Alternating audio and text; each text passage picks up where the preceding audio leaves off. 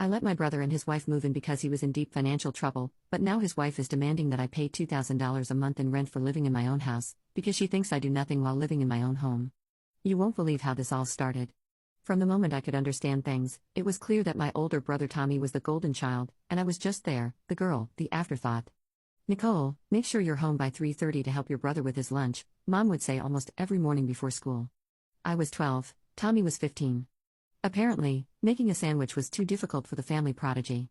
But Mom, I wanted to join the art club after school, I'd plead, knowing it was useless. Your brother has football practice. He needs proper nutrition. You know how important that is for him. She'd give me that look, the one that said the discussion was over before it began.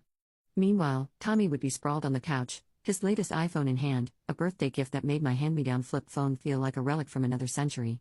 Yeah, Nikki, he'd smirk, not even looking up from his screen, be a good sister. Dad was even worse about it. Nicole, this is good practice for when you're a wife, he'd say, as if that was the pinnacle of what I could aspire to. A woman needs to know how to take care of her family. Every day was the same routine. I'd rush home from school, throw together whatever Tommy wanted to eat, iron his clothes for the next day, and try to squeeze in my homework between chores. While I was doing all this, Tommy would be at one of his many after-school activities, football, debate club, computer programming classes. Mom and Dad made sure he had every opportunity available. The only person who seemed to see me, really see me, was Grandma Rose. Her old Victorian house on the other side of town became my sanctuary. Every weekend I'd bike over there, pedaling fast through the tree-lined streets until I saw her distinctive wraparound porch come into view. There's my girl, she'd call out from her garden, her silver hair gleaming in the sun. Inside her house, there was no hierarchy, no golden child, just warmth, cookies, and the kind of love that didn't come with conditions. Grandma Rose's house was like something out of an old movie, all creaky floorboards, carved wooden banisters, and rooms full of fascinating treasures. Sure, the wallpaper was peeling in places, and some of the windows stuck when you tried to open them, but I loved every imperfect inch of it. It felt more like home than our pristine suburban house ever did. What made it special wasn't just the building itself, but how Grandma treated us when we were there. Whether it was Christmas, birthdays, or just a regular weekend visit, Tommy and I always got the same treatment, same size cookies, same loving hugs, same thoughtful gifts. It drove Tommy absolutely crazy. I'll never forget the day it all came to a head. It was Tommy's 16th birthday, and Grandma had gotten us both new tablets, nice ones, but identical. Tommy took one look at his and exploded. Are you kidding me? He stood up, face red with anger. Nicole gets the exact same thing as me on my birthday. Grandma Rose sat calmly in her antique armchair, hands folded in her lap. Tommy, dear, I love you both equally. But that's not fair. He was practically shouting now. Mom and Dad always give me better stuff, they know I deserve it. I'm the one with the grades, the sports achievements, the future. Nicole just exists. I felt like I'd been slapped, but before I could say anything, Grandma Rose stood up. She wasn't a tall woman, but in that moment, she seemed to tower over all of us. Thomas Michael Parker, her voice was quiet but sharp as a knife, you will not speak about your sister that way in my house or anywhere else, for that matter. I will not allow it. Tommy stormed out, slamming the front door so hard that Grandma's collection of china teacups rattled in their cabinet. I expected that to be the end of it, but it wasn't. The next day, Grandma showed up at our house unannounced. I sat at the top of the stairs, listening to her talking to Mom and Dad in the living room. Her voice carried clearly. The way you're raising these children is unacceptable. The favoritism needs to stop. We're doing what's best for both of them, my mother tried to argue. Really? Is that what you call it? Grandma's voice was cold. Well, if you want my continued financial support for their upbringing, things need to change. I couldn't believe what I was hearing. Later that night, I overheard Mom and Dad talking in their bedroom. We can't afford to lose her money, Mom was saying. We need it for Tommy's college fund, for all his activities. I know, Dad sighed. We'll have to play along, give Nicole some stuff too. Keep your mother happy. Suddenly, everything changed. Within a week, I was enrolled in the piano lessons I'd been begging for since I was 10. A new iPhone appeared on my bedside table. My parents started asking about my day at dinner. The next time I visited Grandma, she was tending to her roses in the garden. She looked up at me with a knowing smile. You know, dear, she said, pruning shears in hand, I get detailed reports of how every penny of my support money is spent. Your parents seem to be making much better choices lately, don't you think? It's a strange feeling when you realize your parents' love comes with conditions. Yes, they were going through the motions, asking about my day, buying me things, showing up at my school events, but their hearts weren't in it. Their eyes would still light up differently when Tommy walked into the room. I learned to accept it. At least now I had my piano lessons and didn't have to spend every afternoon being Tommy's personal maid. Sometimes acceptance is easier than hoping for change. When Tommy graduated high school and got accepted to State University 3 hours away, you'd think he'd won the Nobel Prize. Mom and Dad threw this huge party, invited all the relatives, made speeches about their brilliant son. Grandma Rose sat in the corner, watching it all with those knowing eyes of hers. For the first few months, all we heard during family dinners was how well Tommy was doing at college. He'd call home weekly, telling stories about his classes, his professors, his bright future in business. Mom and Dad would put him on speakerphone, beaming with pride. Then came the letter. I was in my senior year of high school when Dad stormed into the house, waving an official-looking envelope, his face purple with rage. Tommy was on academic probation, at risk of being expelled. Turns out all those study sessions he'd been talking about were actually parties. He barely attended any classes. Grandma Rose showed up the next day. I'd never seen her so angry. "If you don't get that boy in line," she told my parents, her voice like steel, "don't expect me to pay for another college when he gets himself kicked out of this one. And believe me, no other school will take him with these grades." The threat of losing Grandma's money sent my parents into a panic. They drove to State University that very weekend. I don't know exactly what they said to Tommy, but when he called the following week, he sounded different, subdued. For once in his life, Tommy had to face actual consequences. By some miracle, Tommy managed to pull his grades up enough to stay in school. He graduated 4 years later and decided to stay in that city, taking a job at a local company. Meanwhile, I'd gotten into the business management program at City College, just 20 minutes from home. Grandma Rose paid my tuition. Update 2. At City College, just 20 minutes from home, Grandma Rose paid my tuition. Though my parents barely seemed to notice I was in college, Grandma was there to celebrate with me. When I made the dean's list, the only celebration was a phone call with her. 4 years flew by, and suddenly I was graduating with honors. Grandma was there, beaming with pride. My parents showed up too, though they spent most of the ceremony talking about how Tommy was doing at his new job. I didn't care anymore. I had my degree and, better yet, a job offer from Parker and Associates, one of the biggest marketing firms in town. When Grandma Rose passed away, it felt like the world stopped spinning for a while. On the day of her funeral, I couldn't stop staring at her garden, wondering who would tend to her beloved roses now. The reading of the will was held in her attorney's office a week after the funeral. Tommy flew in from out of state, wearing an expensive suit that still made him look like a kid playing dress-up. Mom and Dad sat between us, as if they were still needed as buffers after all these years. Mrs. Rose Parker's estate, the attorney began, adjusting his glasses, is to be divided between her 2 grandchildren, Nicole and Thomas Parker. He paused, looking at both of us. The division is to be determined by their own choice. One will receive the house, and the other will receive a sum of $500,000. The first choice goes to Thomas as the elder grandchild. Tommy actually snorted. "Is this some kind of joke?" He looked around the room. "You really expect me to want that musty old house?" "No, I'll take the money. I've got plans. I'm going to start my own business, show everyone what I can do. Nicole can have the old lady house, with all its weird smells and creaky floors." I sat there, my heart pounding. The house, Grandma's house. My sanctuary all those years. "I'll take it," I said quietly but firmly. The next few years passed in a blur of hard work and determination at Parker and Associates. I threw myself into every project, every challenge. My team sales numbers kept breaking records, and within 3 years, I was promoted to head of sales. The salary increases that came with my success went straight into renovating Grandma's house. I took my time with the renovation, carefully preserving the house's character while modernizing everything else: new wiring, new plumbing, and a state-of-the-art kitchen that still somehow felt like it belonged in a Victorian home. The garden I did myself, learning everything I could about roses and continuing Grandma's legacy. Mom and Dad came to visit once it was done. I watched their faces as they walked through the restored rooms, saw how their eyes widened at the crown molding, the hardwood floors, the gourmet kitchen. "This is incredible," Mom said, running her hand along the marble countertop. Dad nodded, then sighed. "It's a shame Tommy didn't take the house. This would have been perfect for him and his new wife." And there it was. Some things never change. Speaking of which, Mom added, trying to sound casual, "Have you heard from your brother lately?" I hadn't, of course. None of us had been invited to his wedding 6 months ago. He'd gotten married in his wife's hometown, surrounded by her family and their mutual friends. Mom had shown me pictures she'd found on Facebook, Tommy in a tux, his new wife Rebecca beaming in designer white. The doorbell rang on a Sunday afternoon while I was pruning Grandma's roses. I wasn't expecting anyone, so I took my time wiping the dirt from my hands before heading to the door. When I opened it, I nearly dropped my gardening gloves. There stood Tommy, looking nothing like the confident businessman he'd been pretending to be on social media. Beside him stood a woman I recognized from the wedding photos, Rebecca, his wife. She wore designer clothes and too much makeup, her eyes scanning my home like she was conducting an inspection. Tommy gave me an apologetic look. Can we talk privately for a minute, Nikki? We stepped into Grandma's old study, now my home office. Tommy closed the door behind us and turned to me with an expression I'd never seen before: desperation. I need your help, sis, he said, his voice barely above a whisper. The business. It's not good. We're about to lose everything. We had to give up our apartment, and. He ran his hands through his hair. Could we stay here for a while? Just until things turn around. I stood there, stunned. Tommy had never asked me for anything before, unless you counted all those years of demanded lunches and ironed clothes.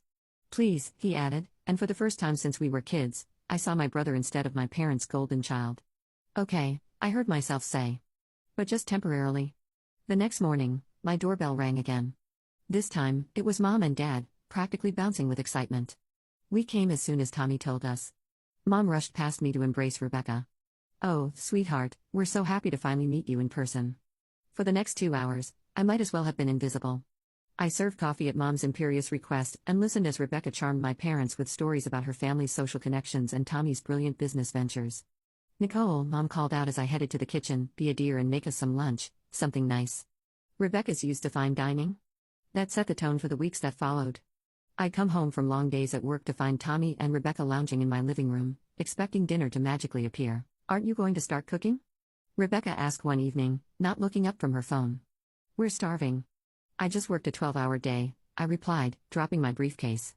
Why don't you cook something? Rebecca's head snapped up, her eyes narrowing. Excuse me? You should be grateful we let you stay here at all. The least you could do is cook decent meals. I turned to Tommy, confused. He pulled me into the study again. Look, he whispered urgently. Rebecca thinks this is my house. She thinks I'm letting you stay here out of kindness. She comes from money, she's used to a certain lifestyle. If she finds out I'm basically bankrupt. His voice cracked. She'll leave me. I stared at my brother, this man who'd had everything handed to him his whole life, now reduced to begging me to lie to his wife.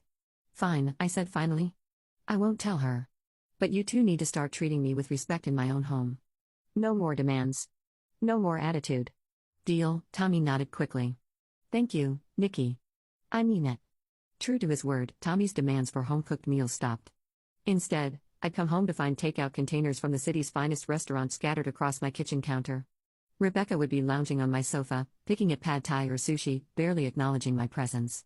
I didn't ask questions, honestly, I was just relieved not to be playing chef after long days at the office. I settled into my own routine, grabbing dinner from the casual cafe near work. The arrangement seemed to be working, they stayed out of my way, I stayed out of theirs. Then came the phone call. Nicole, Mom's voice had that tone, the one she used when she was about to demand something. We need to discuss the restaurant bills. Tommy told us you'd cover the expenses at the end of the month. It's nearly $3,000. I nearly choked on my coffee. Excuse me? Well, you can't expect them to starve, Mom continued as if this was the most reasonable thing in the world. Tommy said you agreed to handle their food expenses since they're going through a rough patch. I've been putting it all on my credit card. I'll text you the account details for the transfer. I hung up, my hands shaking as I pulled up my text messages and sent one to Tommy, come to me now. He must have heard something in those 2 words, because he appeared in my study within 15 minutes. Rebecca was out shopping, with whose money, I didn't want to know. Care to explain why Mom thinks I'm paying for your takeout habit? I asked, my voice deadly quiet. Tommy's face did that thing it used to do when we were kids, and he got caught in a lie, a quick flash of guilt before the excuses started flowing. Nikki, you have to understand. Understand what? That you're stealing from our parents? Update 3. You have to understand what you're doing, you're stealing from our parents now, too. I'm not stealing, he said, running his hands through his hair. I just borrowed. I was going to pay them back when things turned around, but Rebecca. She has certain expectations. If she knew how bad things really are, stop, I held up my hand. I've heard enough about Rebecca's expectations. This ends now. I'll figure something out, he promised, his eyes pleading. Just give me more time. Don't tell Rebecca, please, Nikki. I've never asked you for anything. Never asked me for anything? I stood up, my voice rising. Are you kidding me? My entire childhood was spent catering to your needs. And now you're living in my house, lying to your wife, and scamming our parents? I know, he held up his hands. I'm sorry. Really, just one more chance. I'll handle the restaurant bills, I promise. I stared at my brother, this man who had everything handed to him his whole life, now reduced to begging his little sister to keep his house of cards from collapsing. Fine, I said finally. One more chance. But I mean it, Tommy. Figure out your own food situation, and I'm not paying a cent of those bills. Life fell into an uncomfortable routine over the next 2 months.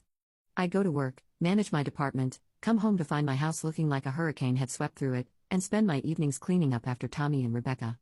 They seemed to exist in their own bubble of leisure, lunches with our parents, dinners at expensive restaurants, shopping trips I didn't want to know the details of. Then came the day that changed everything. Tommy had left early, muttering something about a business meeting. I came home from work earlier than usual, having wrapped up a major sales presentation, looking forward to a quiet evening with a glass of wine. Rebecca was waiting for me in the living room, perched on the edge of the sofa like a queen about to deliver a royal decree. "We need to talk," she announced, gesturing to the armchair across from her. "Sit." I raised an eyebrow at her tone but sat down anyway, figuring I might as well hear what this was about. "I've been patient," Rebecca began, examining her manicured nails. "I've watched you swagger around this house like you own the place, making everyone uncomfortable. But enough is enough." I blinked. "Excuse me? From now on, you'll pay us $2,000 a month in rent. That's more than fair, given the neighborhood." She smiled tightly. "And you'll resume cooking and cleaning duties. The state of this house is embarrassing, and since you're the tenant, I couldn't help it." I started laughing, not a polite chuckle but full-blown, tears in my eyes laughter. Rebecca's face darkened. "What exactly is so amusing?" I wiped my eyes, trying to catch my breath. "Rebecca, honey, there seems to be a misunderstanding. This is my house. I own it. Your husband is living here because I took pity on him when he came begging at my door." The color drained from her face. "You're lying." "Call him," I said, leaning back in my chair. "Go ahead. Ask Tommy who owns this house." Hand shaking slightly, Rebecca pulled out her phone and dialed. Tommy answered on the second ring. "Darling," her voice was sharp enough to cut glass. "Nicole is spinning some ridiculous story about owning the house. Tell her she's mistaken." There was a long pause on the other end of the line. "She's telling the truth," Tommy's voice crackled through the speaker. "It's her house. Grandma left it to her in the will. I took the money instead to start a business, but I failed. We're broke. I've been trying to find a way to tell you." Rebecca stood up so fast she knocked over her water glass. I watched as she stormed upstairs, her drawers slamming and closet doors banging. Within 20 minutes, she was dragging her designer suitcases down my stairs. She didn't say a word as she left. The slam of the front door echoed through the house like a gunshot. The morning after Rebecca left, I was enjoying my coffee in peaceful silence when Tommy burst through the front door, his face twisted with rage, all traces of yesterday's contrition gone. "This is all your fault," he shouted, stalking into my kitchen. "Rebecca's filing for divorce. She won't even talk to me. You had no right to tell her the truth." I sat my coffee cup down carefully, remembering all the times I'd backed down over the years. "Not this time." "No right?" I stood up slowly. "This is my house, Tommy, the house you laughed at me for choosing. The house you said smelled like an old lady. The house you've been lying about to your wife while mooching off our parents. And you're telling me I had no right? You ruined everything." He slammed his fist on my counter. "You've always been jealous of me, haven't you? Always waiting for a chance to get back at me. Get out." My voice was quiet but firm. "Take your things and go." He stared at me for a moment, then stormed upstairs. I listened to him throwing things around in the guest room, probably breaking something expensive. I didn't care. When he came back down with his bags, he gave me one last venomous look. I had exactly 1 hour of peace before my phone rang. Mom's name flashed on the screen. "How could you do this to your brother?" She didn't even say hello. "He's devastated. He's back home with us now, crying his eyes out." "That's not my problem." "Of course it's your problem," Dad's voice now. They had me on speaker. "You need to give Tommy the house. It's the only way to save his marriage. Rebecca might come back if they have a proper home." I actually laughed. "Are you serious? You want me to give away my house because Tommy lied to his wife and ruined his business? He's your brother." Mom was practically shrieking now. "Family helps family." "Really?" I felt a lifetime of resentment bubbling up. Where was that family spirit when I was cooking and cleaning for Tommy as a kid? Where was it when you ignored my achievements because you were too busy praising him? The only person who ever treated me like family was Grandma, and she left this house to me. This conversation is over. 2 months later, I heard through work colleagues that Tommy's company had officially declared bankruptcy. His divorce was finalized around the same time. He was living with our parents, apparently regrouping their favorite word for Tommy's failures. I wasn't surprised when all 3 of them showed up at my door one Sunday afternoon. Mom was clutching a casserole dish like a peace offering. Dad had that stern look he used to use when he was about to lecture me about family duty. Tommy stood behind them, trying to look pitiful. I watched them through the security camera Grandma had installed years ago. They rang the bell again and again. Mom started calling out, "Nicole, we know you're in there. We need to talk about this as a family." I picked up my phone and sent a single text to all three of them: please leave. Do not come back. This is your only warning before I call the police. They left eventually, but not before Mom left the casserole on my porch with a note about forgiveness and family obligations. I donated the casserole to the homeless shelter down the street. These days, my life is peaceful. I tend to Grandma's roses, which are blooming more beautifully than ever. My career is thriving. I made Executive VP last month. I feel good. And it's all thanks to Grandma. Thanks to all for your support.